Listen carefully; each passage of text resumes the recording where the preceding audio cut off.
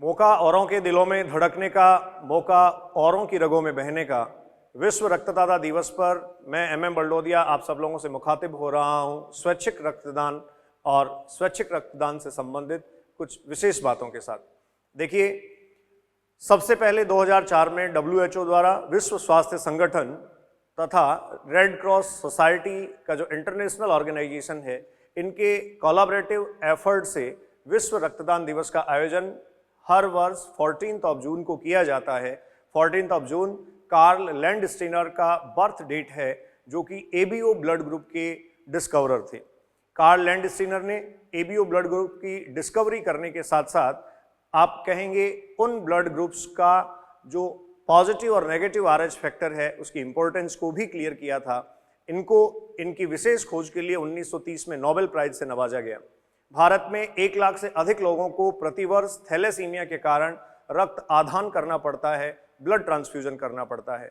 WHO की एक मुहिम है 2020 तक सभी लोगों को स्वैच्छिक रक्तदान के द्वारा निश्चित रक्त आपूर्ति की जाए, बिना किसी इकोनॉमिक एक्सपेंडिचर के लोगों को ब्लड डोनेट करवाने के साथ साथ लोगों को ब्लड उपलब्ध करवाया जाए।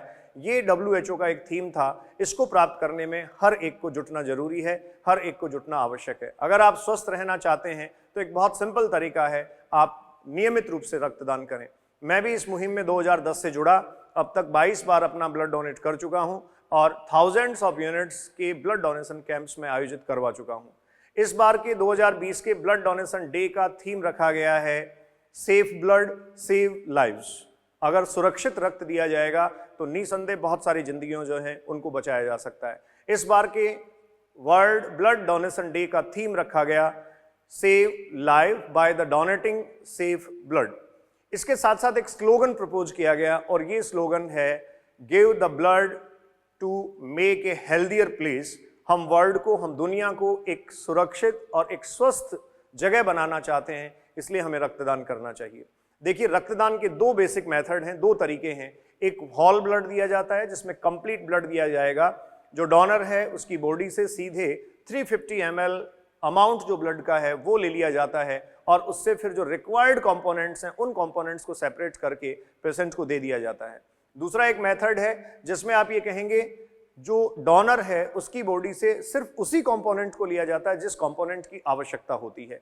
ये जो ब्लड ट्रांसफ्यूजन का मेथड है इसकी बहुत ज़्यादा ज़रूरत आजकल है। इसमें बेसिक जो रेफरेंसेज हैं वो है random donor platelets, RDP and SDP। देखिए, ब्लड में जो 4 कंपोनेंट हैं, रेड ब्लड कार्पल्स, लाल रुधिर कणिकाएं, WBC श्वेत रुधिर कणिकाएं, इसके अलावा प्लेटलेट्स और इसके अलावा ब्लड प्लाज्मा। तो डेंगू जैसी बहुत सारी बीमारियों में, बहुत सारी ऐसे सीवियर कंडीशंस में पेशेंट्स को प्लेटलेट्स की रिक्वायरमेंट होती है और इन प्लेटलेट्स की आपूर्ति आप RDP और SDP के थ्रू करते हैं। जैसा मैं भी आपको कह रहा था, RDP रैंडम डोनर प्लेटलेट्स है जिसमें किसी पर्टिकुलर डोनर की बॉडी से कंपोनेंट को सेपरेट करके बाकी का कंपोनेंट वापस उसी की बॉडी में लगा दिया जाता है। और SDP सिंगल डोनर प्लेटलेट्स है जिसमें किसी एक पर्टिकुलर ब्लड यूनिट या सैंपल को कलेक्ट करके उसमें से कंपोनेंट सेपरेट किया जाता है। The SDP is most effective process. The SDP is more effective process of the donation of the platelets than the RDP।